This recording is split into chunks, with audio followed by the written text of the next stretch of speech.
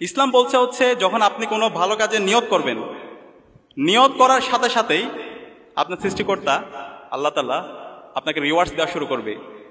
ধরেন হচ্ছে আমাদের ওইদিকে একটা দরজা আছে, একটা জানালা আছে, আপনি নিয়ত করলেন হচ্ছে আমি এই দরজাটা রাখছি এবং এই জানালাটা রাখছি দিনে যেন আমি 5 বার আজান শুনতে পারি। তাহলে এটা তো এমনি আপনাকে রাখতে হইতো না, আপনার এই যে বাতাস আলো বাতাস আসার জন্য। কিন্তু আপনি নিয়ত করছেন না আমি এই দরজা এবং জানালা রাখছি যেন 5 বার দিনে আমি মসজিদ থেকে মধুর আজানের ধ্বনি শুনতে পাই। তো এই দরজা এবং জানালা যতদিন থাকবে, যতদিন মসজিদে আজান হবে, ততদিন আপনি সওয়াব পাতি থাকবে। সুবহানাল্লাহ। এই কারণে আমরা এরকম নিয়ত করবো, আমাদের নিয়তগুলো যেন অনেক বড় হয়। আপনি যখন নিয়ত করবেন, নিয়ত করার পর থেকে আপনার রিওয়ার্ডস, আপনার সওয়াব আপনি পাইতে থাকবেন ইনশাআল্লাহ। ঠিক আছে? তো এই কারণে আমাদের এই নিয়তে পরিশুদ্ধ থাকা দরকার। প্রিয় শিক্ষার্থী ভাই এবং বোনেরা, পৃথিবীতে কয়েকজন মানুষ আছে যারা পুরো পৃথিবীকে নতুনভাবে আলোড়িত করেছিল। এর মধ্যে একজন হচ্ছে তুরস্কের নাজিমুদ্দিন এরবাকান। আপনারা কি ওনার নাম শুনেছেন? মানে একজন মানুষ চাইলে যে একটা নেশনকে অনেক উঁচুতে নিয়ে যেতে পারে, এরকম কয়েকজন মানুষের এক্সাম্পল আমি আপনাদেরকে দেব। এর মধ্যে একজন হচ্ছে নাজিমুদ্দিন এরবাকান, তুরস্কের। এই নাজিমুদ্দিন এরবাকান তিনি তুরস্কের মেকানিক্যাল ইঞ্জিনিয়ারিং এ একটা ইউনিভার্সিটিতে পড়াশোনা করেছে, মিডল ইস্ট টেকনোলজিক্যাল ইউনিভার্সিটিতে।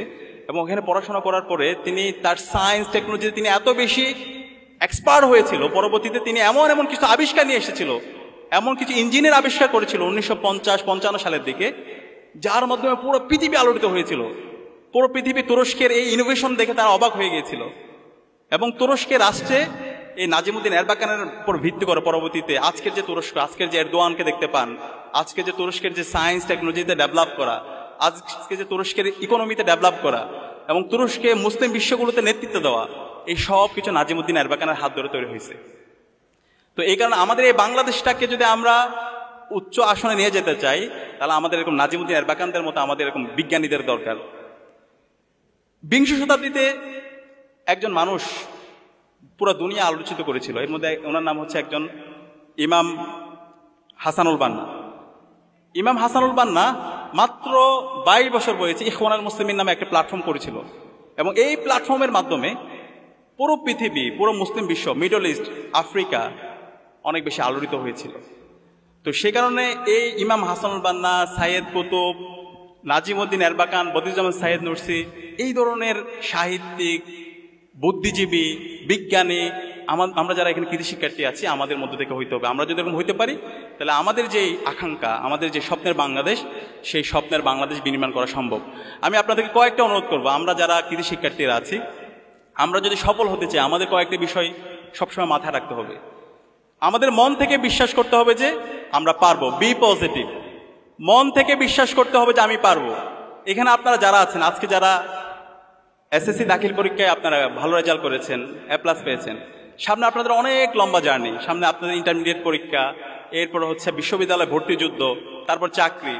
কিন্তু বিশ্বাস করতে হবে যে এখানে আপনারা যারা আছেন, এখানকার আপনারাই আগামীতে ঢাকা বিশ্ববিদ্যালয়, বুয়েট, মেডিকেল সহ বাংলাদেশের বড় বড় যে প্রতিষ্ঠানগুলো আছে, সেই প্রতিষ্ঠানগুলোতে ভালো একটা সাবজেক্ট আপনি ভর্তি হবেন। এখানে মন থেকে বলছে কে কে, একটু হাত তুলুন তো দেখি, যে বুয়েটে এই যে ভয় পাচ্ছে, আপনারা যদি এখন থেকে ভয় পান, আপনারা এই গোল্ডেন A+ পেয়েছেন, A+ পেয়েছেন, আপনারা যদি ভয় পান তাহলে কেমন হবে? এটা 2 হাত একসাথে তোলেন। মন থেকে যদি বলে আপনাদের প্রত্যেকের পক্ষে বাংলাদেশের বড় বড় প্রতিষ্ঠানগুলোতে পাওয়া সম্ভব ইনশাআল্লাহ। আল্লাহ তাআলা এই হাতগুলোকে কবুল করে নিক, আল্লাহুম্মা আমিন। 2 নাম্বার হচ্ছে এই যে সফল হওয়ার জন্য আমাদেরকে অনেক বেশি গ্রেটফুল হইতে হবে, যেটা আমাদের বক্তারা অনেক বেশি বলেছেন। বি গ্রেটফুল টু অলমাইটি সুবহানাহু ওয়া তাআলা। আমাদের সৃষ্টিকর্তার প্রতি অনেক বেশি কৃতজ্ঞ হইতে হবে। আমরা যদি মুসলমান হই, আমাদের আল্লাহর প্রতি অনেক বেশি কৃতজ্ঞ হইতে হবে। আল্লাহর কাছে আমাদেরকে বলতে হবে, 5 ওয়াক্ত নামাজ আমাদের কাছে বলতে হবে, এবং যদি পারি মাঝে মধ্যে একটু নফল ইবাদত করা, শেষ সাথে কিয়ামুল লাইল করা, তাহাজ্জুদ নামাজে গিয়ে আল্লাহর কাছে বলা। আল্লাহ তাআলা কোরআনের মধ্যে বলেছেন, ইয়া আইয়ুহাল্লাযীনা আমানু ইসতাঈনু বিস-সাবরি ওয়াস-সালাত ইন্নাল্লাহা মা'আস-সাবিরিন। আল্লাহ তাআলা বলছেন, হে বিশ্বাসীরা, তোমরা সালাত এবং সবরের মাধ্যমে আমার কাছে সাহায্য প্রার্থনা করো, নিশ্চয়ই আল্লাহ তাআলা ধৈর্যশীলদের সাথেই আছেন। এবং সবসময় দোয়া এবং জিকিরের মধ্যে থাকা। আল্লাহর কাছে চাইলে আল্লাহ তাআলা এত বেশি দিবেন, আপনি চিন্তাও করতে পারবেন না। এর পাশাপাশি আমাদের গ্রেটফুল হইতে হবে আমাদের পিতা মাতার প্রতি। আমাদের আব্বা আম্মার মন থেকে দোয়া আসে এমন কাজ করতে হবে, আমাদের আব্বা আম্মা উফ বলে এই ধরনের কোনো কাজ করা যাবে না। আমরা অনেক ক্ষেত্রে ভুলে যাই আমাদের আব্বা আম্মার স্যাক্রিফাইসের কথা। দেখেন, আমাদের আব্বা আম্মা এত আমাদের পেছনে সময় দেয়, কখনো আমাদের কোনো ধরনের চাওয়া পাওয়া তারা অতৃপ্তি রাখে না। খেয়াল করবেন, আমাদের আব্বা আম্মার কলারগুলো ছিঁড়ে যায়, শার্টের কলার ছিঁড়ে যায়, জুতা ছিঁড়ে যায়, কিন্তু তাদের সেই শার্ট চেঞ্জ করে না, তাদের জুতা পরিবর্তন করে না, তাদের ডিভাইস পরিবর্তন করে না, কিন্তু আপনার আমার কোনো ধরনের অপূর্ণতা তারা রাখে না। তো আব্বা আম্মার মন থেকে দোয়া আসে, সেই ধরনের কাজ করতে হবে। আব্বা আম্মা যদি মন থেকে দোয়া করে, তাহলে এই পৃথিবীতে এমন কেউ নাই আপনাকে দমায় রাখতে পারবে। আমরা কি পারবো ইনশাআল্লাহ আমাদের আব্বা আম্মার মন থেকে দোয়া আসে এমন কাজ করার? ইনশাআল্লাহ। এবং এর পাশাপাশি আমাদের যারা পাড়া প্রতিবেশী আছে, আমাদের যারা আত্মীয় স্বজন আছে, তাদের মন থেকে দোয়া আসে এমন কাজ করতে হবে, তাদের প্রতি অনেক কৃতজ্ঞ হইতে হবে। আমাদের বন্ধু বান্ধব যদি কেউ একটু অসুস্থ হয়, তাদের একটু খোঁজখবর নিতে হবে। এই ধরনের ছোট ছোট কাজ, সেটা আপনাকে অনেক উঁচুতে নিয়ে যাবে, আল্লাহ তাআলা অনেক মর্যাদা আসীন করবে। এর পাশাপাশি আমাদের কি হতে হবে? Consistent, B consistent. আমরা অনেক ক্ষেত্রে এই যে এখন A+, গোল্ডেন A+ পেয়ে মনে করি যে আমরা অনেক কিছু করে ফেলছি, কিন্তু ভাই এইটা আপনার লাইফের নতুন একটা জার্নি শুরু হচ্ছে। আলহামদুলিল্লাহ, একটা সফল হয়েছেন, আরো অনেকগুলো স্টেজ আছে। সেই স্টেজগুলোকে সফল হওয়ার জন্য আপনাদের জীবনের এই কনসিস্টেন্সি থাকতে হবে, পড়াশোনার একটা রুটিন থাকতে হবে। এবং সেই জায়গায় আমি আপনাদেরকে অনুরোধ করব, এটা আমি সব জায়গায় বলি, ইসলামী ছাত্র শিবির অসাধারণ একটা আমরা রিপোর্ট সিস্টেম ডেভেলপ করেছি। ইসলামী ছাত্র শিবিরের রিপোর্টটা দেখছেন কে? একটু হাত তুলুন তো এখানে। আমাদের আপুদের জন্য আছে এবং ভাইদের জন্য তো নিশ্চয়ই আছে। এই রিপোর্ট সিস্টেমটা যদি আপনি রাখতে পারেন, আপনার সেলফ ডেভেলপমেন্ট ইন্ডেক্সটা ক্রমাগত ঊর্ধ্বমুখী হবে। আমাদের এই রিপোর্টটা 24 ঘন্টার হিসাব আপনি ওখানে রাখতে পারবেন। আপনার রেগুলার কোরআন পড়তে হবে, আপনারা যারা মুসলমান আছে হাদিস পড়তে হবে, যদি অন্য ধর্মাবলম্বী হন আপনার ধর্মের যেই রীতিনীতি আছে সেটা আপনাকে পড়তে হবে। এর পাশাপাশি আপনাকে রেগুলার পড়াশোনা করতে হবে, আপনাকে আমরা যারা মুসলমান আছে 5 ওয়াক্ত নামাজ পড়া, এর পাশাপাশি হচ্ছে কিছু সামাজিক কাজ করা, পত্রপত্রিকা পড়া, শরীর চর্চা করা, এবং সবার শেষে আত্মসমালোচনা। আপনি সারাদিন একটু চিন্তা করা, আমার যে কাজ, সে কাজগুলো আমি করেছি কিনা, আমার কোনো জায়গায় গ্যাপ হয়েছে কিনা। এবং এই আপনার কাজ ফলো আপ করার জন্য আমাদের অনেক মেন্টর আছে, দায়িত্বশীল আছে, যারা আপনাকে মেন্টরিং করবে, আপনার কাজের ফলো আপ করবে, আপনাকে পরামর্শ দিবে। তো এই রিপোর্টটা আমি আপনাদেরকে সবাইকে রাখার অনুরোধ করবো। আপনার এই লাইফের কনসিস্টেন্সি, আপনার যে সফলতা, সেদিকে যদি আপনি যাইতে চান, অবশ্যই আমাদের এই রিপোর্টটা আপনারা রাখবেন। এবং এই রিপোর্ট আরেকটা অংশ হচ্ছে আপনাকে সাহিত্য অধ্যয়ন করতে হবে। এই সাহিত্য অধ্যয়নের মাধ্যমে কি হবে? আপনার নলেজের এক্সপ্লোরেশন হবে, আপনার কম্প্রিহেন্সিভ নলেজ তৈরি হবে। অনেক ক্ষেত্রে যেটা হয়, আমরা আমাদের যে বুকিশ নলেজগুলো আছে, পুঁথিগত জীবে বিদ্যা, সেটা কিন্তু আমাদের নলেজের জন্য সাফিসিয়েন্ট না। তো এই যে আপনাকে ডাইভার্সিফাইড নলেজ, কম্প্রিহেন্সিভ নলেজ, দেশ দুনিয়া সম্পর্কে জানা, সমাজনীতি সম্পর্কে জানা, রাষ্ট্রনীতি সম্পর্কে জানা, অর্থনীতি সম্পর্কে জানা, পুরো দুনিয়া সম্পর্কে জানা, এই জানার জন্য আমাদের অসাধারণ একটা সিলেবাস সিস্টেম আছে, বই আছে। তো সেগুলো যদি আপনি অধ্যয়ন করেন, তাহলে আপনি দেখবেন আপনার একটা ডাইভার্সিফাইড, আপনার একটা হোলিস্টিক নলেজ আপনার মধ্যে তৈরি হবে।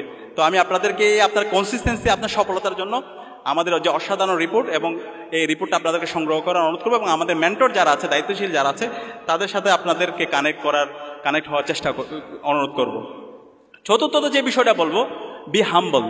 সফলতার জন্য সবচেয়ে গুরুত্বপূর্ণ যেটা, বিনয়ী হইতে হবে। অনেক ক্ষেত্রে যেটা হয়, আমরা যারা একটি সম্ভ্রান্ত পরিবার থেকে আসছি, আমরা যারা ঢাকায় পড়াশোনা করতেছি, ভালো কলেজে চান্স পাবো, সামনে ভালো রেজাল্ট করেছি, অহংকার চলে আসে। বিশ্বাস করেন, এই অহংকার আপনার পতনের কারণ হবে। অহংকারী হওয়া যাবে না।